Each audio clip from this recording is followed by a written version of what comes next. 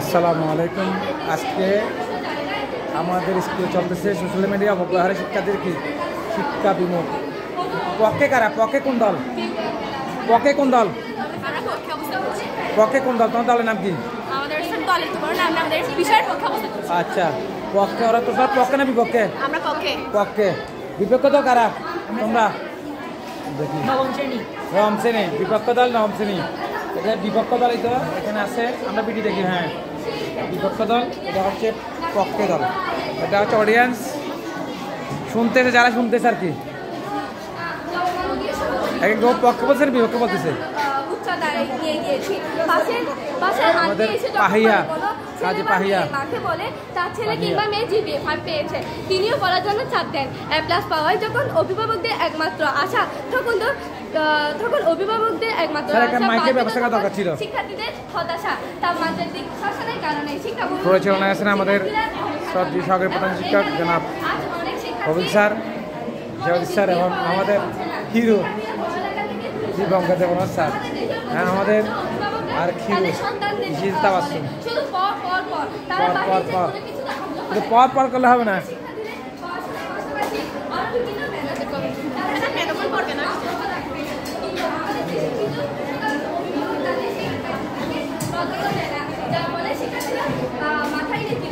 প্রভাব পড়ে। এর ফলে এই মেধাগুলোর প্রতি আগ্রহ পাশাপাশি তাদের পড়ালেখা থেকেও আগ্রহ হারাচ্ছে এবং তারা পড়ালেখা থেকে দূরে সরে যাচ্ছে। আমাদের পয়েন্ট অফ ইনফরমেশন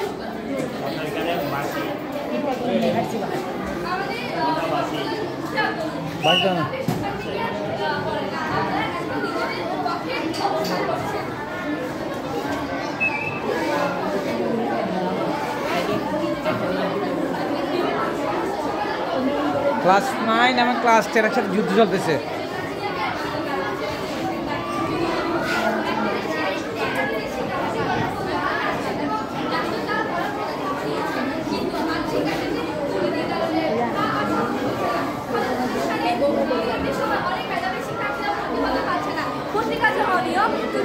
সেই সব শিক্ষার্থীদের কথা চিন্তা করুন, যারা তাদের মেধা ও যোগ্যতা থাকা সত্ত্বেও ভালো করে স্কুলে পড়ার সুযোগ পাচ্ছে না। এই কারণে দেশের অনেক শিক্ষার্থী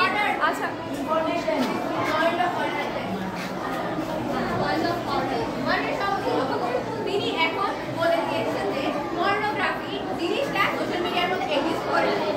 যদি তাই মানা হয়, এখনই আবার তিনি বলছেন যে আমরা আমাদের বক্তব্যের পক্ষে আছি। বিপক্ষে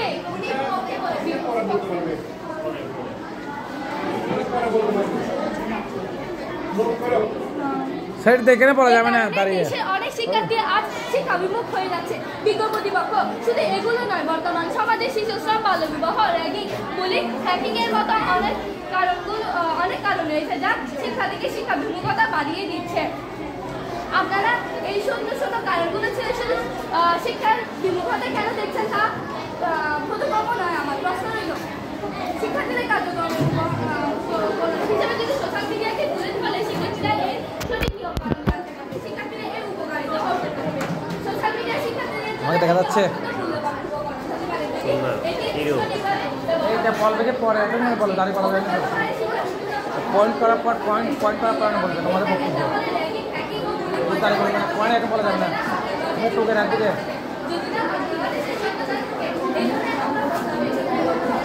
পয়েন্ট না, পয়েন্ট বলা যাবে যে তুমি তোকে ভুল বলতেছে। তোমার বক্তব্য তোমার বলবে যে আমার পক্ষে বা বিপক্ষ দল এই কথাটা বলেছিল, বিজয় মন্ডলের এই কথাটা বলেছিল। ধন্যবাদ। তালি হবে, তালি জোরে তালি হবে।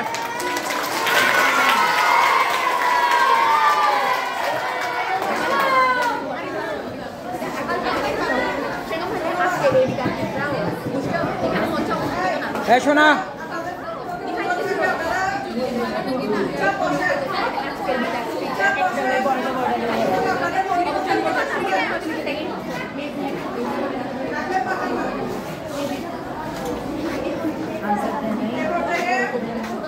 ম্যাডাম, শোনা চুক্তি খণ্ডনের জন্য ডেকে নিচ্ছি পক্ষ দলের দলনেতা হামিদা নাসরিনকে। চুক্তি খণ্ডন সময় থাকলে 2 মিনিট সময় ধরে চুক্তি খণ্ডনের জন্য 2 মিনিট সময় ধরে সেই চুক্তি খণ্ডন। ঠিক আছে, ওরা বসলো।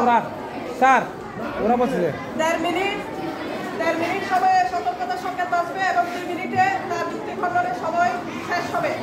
হলো ওরা সাইডে করবে।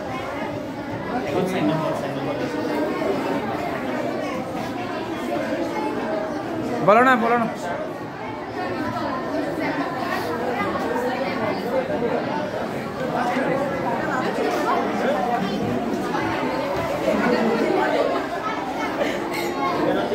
এটা বাইরে করে দিই বসে বাইরে বস করে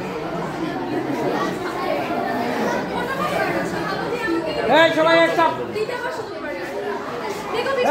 লক্ষ্য করুন, আমরা আমাদের বক্তব্য দেওয়ার সময় আমাদের প্রতিপক্ষ দলের কাছে 3 জন বক্তায় ধাপে 3টি প্রশ্ন করে দিয়েছি, কিন্তু তারা একটিরও উত্তর দিতে সক্ষম হয়নি।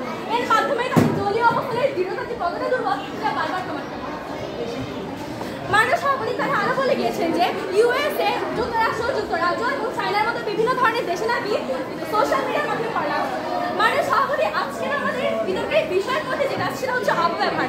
তাদেরকে তখন থেকে শিক্ষা দেওয়া হয়েছে তারা যেন সঠিক ব্যবহারটা করে পড়ালেখা করে। তাদের মতো উন্নত দেশ কিন্তু বাংলাদেশ না, তাহলে তারা কিভাবে বা ইউএসএ, চায়নার সাথে বাংলাদেশের সাথে মিল খাচ্ছে এটা আমার কথা বলে। মাননীয় সভাপতি লক্ষ্য করুন, তারা এটা বলে গিয়েছেন যে অভিভাবকদের অধিপত্যের সাথে শিক্ষার্থী শিক্ষক সদাচার। মাননীয় সভাপতি সেই অভিভাবকগুলোই তাদের সন্তানদের কাছে প্রত্যাশা করবে যাদের সন্তানরা অলরেডি পড়ালেখা যারা পড়ালেখা অত্যন্ত মেধাবী তাদের মা বাবা কিন্তু তাদেরকে জিপে 5 এর জন্য চাপ প্রদান করে। অন্যরা আমাদের স্কুলের বিভিন্ন ধরনের দুর্বল শিক্ষার্থী রয়েছে, তাদের মা বাবা কিন্তু তাদেরকে জিপে 5 এর জন্য যোগ প্রদান করে। মাননীয় সভাপতি, তাহলে বিপক্ষ দলীয় বন্ধুরা কোন ভিত্তিতে এই হাস্যকর কথাগুলো বলে চলেছে তা আমাদের বোধগম্য হচ্ছে না। মাননীয় সভাপতি তারা এটাও বলে আস্তে মা বাবার তারা এটা বলে গেছেন যে বাল্য বিবাহ। মাননীয় সভাপতি লক্ষ্য করেন, একটা মেয়েকে তার মা বাবা বাল্য বিবাহ তখন দিবে যখন দেখবে যে তার দ্বারা কোনো প্রকার পড়ালেখা হচ্ছে না। মাননীয় সভাপতি, একটা মেয়ে যখন আমাদের স্কুলের শিক্ষার্থীদের দিকে তখন আমাদের স্কুলে ভালো শিক্ষার্থীরা কিন্তু অনেক ভালো ফলাফল করছে, তাদের প্রত্যাশার দিক থেকে তার মা বাবা কিন্তু তাদেরকে বাল্য বিবাহ পরীক্ষা করছে না। কিন্তু মাননীয় সভাপতি আমাদের স্কুলে আমাদের ক্লাসে 5 জন শিক্ষার্থী বাল্য বিবাহ হয়েছে, তাদের মা বাবা দেখছে যে তাদের দ্বারা পড়ালেখাটা হচ্ছে না এবং পড়ালেখা দিকে তারা অতটা উন্নত নয় বলে এক্ষেত্রেও অভিভাবকরা কিভাবে এসব হাস্যকর কারণগুলোকে তাদের বক্তব্য যুক্তি হিসেবে উপস্থাপন করছে না আমার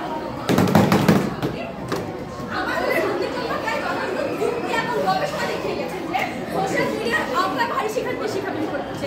এখন প্রতিপক্ষদলীয় বন্ধু আপনারা বলুন, আপনারা এমন কোনো গবেষণা দেখাতে পারবেন যেখানে প্রমাণ করা আছে সোশ্যাল মিডিয়ার অপব্যবহার শিক্ষার্থীদের জন্য উপকারী? প্রশ্ন রইল আপনাদের কাছে।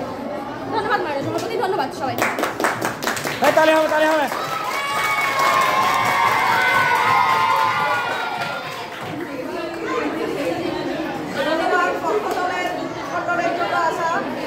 দলনেতা ফাহমিদা নাসরিনকে এবার বিপক্ষ দল থেকে যুক্তি খণ্ডনের উদ্দেশ্যে আসার জন্য আমন্ত্রণ জানাচ্ছি হাসিবুর রহমান এখন যুক্তি খণ্ডাবে। শোনা আজকে আমাকে আবারও সুযোগ করে দেওয়ার জন্য যুক্তি খণ্ডনের। আজকে দেখেন তারা ফার্স্ট অফ অল একটা জিনিস বলছে পর্নোগ্রাফি।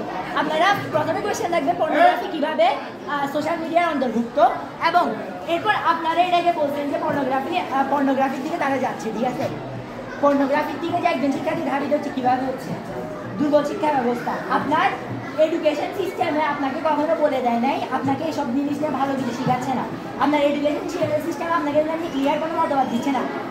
আপনারাই বলেছেন যে একজন শিক্ষার্থী যা পাবে তাই করবে ফার্স্ট স্টেজে। তো এটা প্রমাণিত যে এই মতটা কখনো তারা এরা যে এটার জন্য যে সোশ্যাল মিডিয়ার অপব্যবহারই একমাত্র করে। এরপর আসেন, আমরা একটা কথা বলেছিলাম যে প্রাতিষ্ঠানিক শিক্ষার দুর্বলতার কথা, যে শিক্ষার্থীদের একটা বিমুখতার কারণ হচ্ছে তারা প্রাতিষ্ঠানিক শিক্ষা দিকে দুর্বল বেশ করে, তারা হচ্ছে যে ওই জায়গায় ইন্টারেস্টটা পায় না। আপনারা বলছেন বাল্য বিবাহ তাদেরকে দেয় যারা হচ্ছে যে পড়ালেখায় খারাপ। ফার্স্ট অফ অল এটা বলছে বাল্য বিবাহ তাদেরকে যে যারা পড়ালেখা খারাপ, ফার্স্ট অফ অল বাল্য বিবাহ ওদেরকে দেয় যারা হচ্ছে গরিব ফ্যামিলি, তারা হচ্ছে যে মেয়েদের হচ্ছে যে মেন্ডে বানাইতে চায়, এটা একটা জিনিস।